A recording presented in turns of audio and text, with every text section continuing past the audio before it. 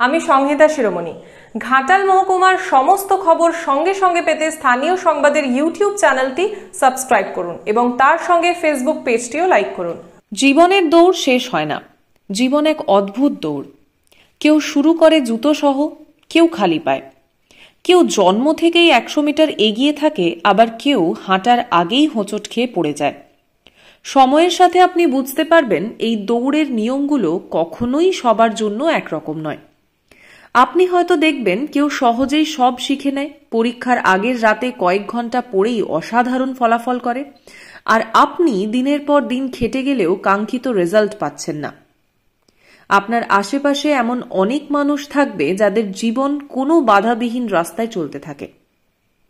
তাদের কখনো টাকার চিন্তা করতে হয় না, বাবা মায়ের দেওয়া ক্রেডিট কার্ডে বিল মেটায়। আর আপনি একবার টিউশন ফি চাওয়ার আগে কতবার চিন্তা করবেন সেটার কোনো হিসেব নেই। জীবনের এই খেলা কেউ একদিনেই জিতে যায়, আর কেউ বছরের পর বছর খেলেও বোর্ডে নাম লিখাতে পারে না। কেউ একটা স্টার্টআপ শুরু করেই সাফল্যের চূড়ায় পৌঁছে যায়, আর কেউ 10টা উদ্যোগ নিয়েও ব্যর্থ হয়ে লোনের বোঝা টানতে টানতে হারিয়ে যায়। কখনো এমন হবে আপনি দেখবেন আপনার চেয়ে কম দক্ষ, কম পরিশ্রমী কেউ আপনার স্বপ্নের চাকরিটা পেয়ে গেছে। কারণ হয়তো সে সঠিক সময়ে সঠিক জায়গায় ছিল, হয়তো তার রেফারেন্স ছিল, হয়তো ভাগ্য তার পক্ষে ছিল।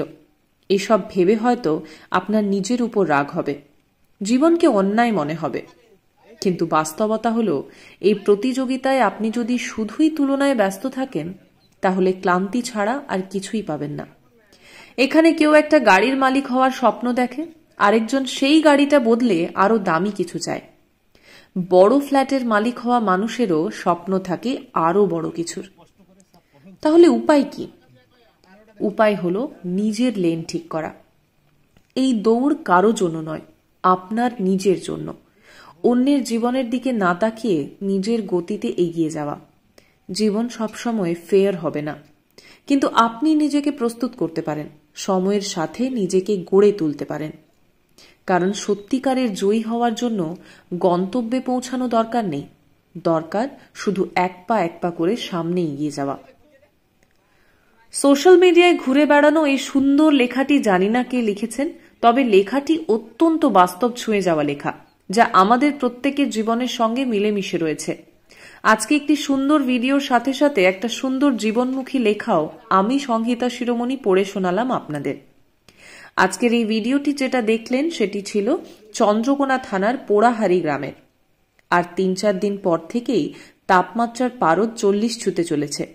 গরম মানেই সাপ বেরোবে। সাবধানে থাকবেন, সতর্কে থাকবেন।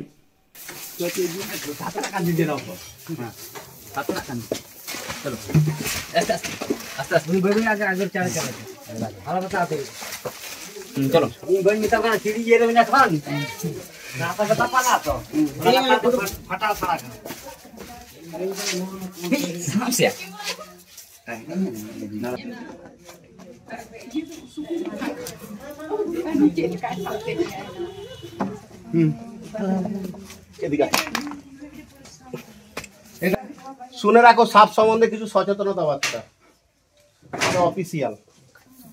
এটা কি সাপ বলুন? এটা হচ্ছে গোখরো। কেন গোখরো বলা হয়? ফোনার উল্টো দিকে একটা ইউ আকৃতি আছে, দেখুন, গোখুরে, গরুর খুরের মতো, ওই জন্য এর নাম হচ্ছে গোখরো এই কনটায়। আচ্ছা বলুন তো, সাপে কাটলে কি করবেন? প্রথম করণীয় কি? সাপে কাটলে প্রথম করণীয়, ওই ক্ষতস্থান কোন রকম নাড়াচাড়া না করে, ওই ক্ষতস্থানের উপরে কোন রকম বাঁধন না দিয়ে, ওই ক্ষতস্থান ব্লেড দিয়ে না চিরে রক্ত বার করে আপনাকে যেতে হবে চন্দ্রকোনা হসপিটাল। সাপে কাটলে কখনো ক্ষতস্থানের এগিয়ে বাঁধন দেবেন না। কেন দেবেন না? যদি বাঁধন দেন আর সেই সাপটি যদি চন্দ্রগড়া সাপ কেটে থাকে, তাহলে চন্দ্রগড়া সাপের হিমোটক্সিস বিষ চামড়া গলিয়ে দিবে, মাংস পচিয়ে দেবে, মানে অঙ্গহানি হবে, অঙ্গটি কেটে ফেলে দিতে হবে। আর একটা জিনিস মনে রাখুন, সাপে কাটলে কখনো ওঝার কাছকে যাবেন না। ওঝার কাছকে গেলে বাড়িতে 3.5 কুইন্টাল কাঠটা কেটে রেডি রেখে যাবেন, কারণ ওই কাঠটা একটু পরে এসে আপনাকে পুড়তে হবে। আর সাপে কাটলে একটা ডাক্তারি ভাষা মনে রাখুন, সাপে কাটলে একটা ডাক্তারি ভাষা মনে রাখুন, রাইট, RIGHT, রাইট মানে যারা লেখাপড়া করছে ঠিক, এটা সবাই জানে। প্রথম অক্ষর আর, আর মানে হচ্ছে রিঅ্যাসুরেন্স। কাউকে সাপে কাটলে তাকে আশ্বস্ত করুন, আতঙ্ক থেকে দূরে রাখুন, তাহলেই সে বাঁচবে। মনে রাখবেন, সাপের বিষে মানুষ মরে কম, আতঙ্কেই মরে বেশি, ভয়ে আতঙ্কেই মরে বেশি। দ্বিতীয় অক্ষর আই, আই হচ্ছে ইমোবাইলাইজেশন, ক্ষতস্থান নাড়াচাড়া চলবে না, যেখানে সাপটি কাটবে সেই স্থান নাড়াচাড়া চলবে না। চতুর্থ অক্ষর জিআই, জিআই মানে গো টু হসপিটাল, আপনাকে যেতে হবে গোল্ডেন সময়, অর্থাৎ 1 ঘন্টা 40 মিনিটের মধ্যে চন্দ্রকোনা হসপিটাল। লাস্ট অক্ষর টি, টি হচ্ছে ফর ডক্টর ফর ট্রিটমেন্ট, মানে কোনো একটা রুগীকে আমি এই বসনছড়া গ্রাম থেকে, কি গ্রাম এটা, পানিছড়া, কি গ্রামটার নাম, পোড়াহাড়ি গ্রাম থেকে চন্দ্রকোনা হসপিটালে নিয়ে যাচ্ছি। নিয়েতে যা সিমটম, সিমটম মানে লক্ষণ, কি কি লক্ষণ আসবে, চোখ বুঝে আসতে পারে, গা বমি করতে পারে, বমি করতে পারে, পেচ্ছাপ দিয়ে রক্ত আসতে পারে, এসব লক্ষণ ডাক্তারকে খুলে বলবেন, পাড়ার লোক নয়। সাপে কাটলে পাড়ার লোককে বলবেন না, ওরাই মেরে দিবে। পাড়ার লোককে বললে পাড়ার লোক মেরে দিবে। পাড়ার লোক বললে কালকাটা চন্দ্রকোনায় সাপে কেটেছিল, মরে গেছে। এই কথা বলার সাথে সাথে সাপে কাটার উপর কিন্তু আপেল হয়ে মারা যাবে। বুঝতে পারলেন? এটা হচ্ছে গোখরো। ঘাটাল মহকুমার সমস্ত খবর সঙ্গে সঙ্গে পেতে আমাদের এই চ্যানেলটিকে সাবস্ক্রাইব করুন।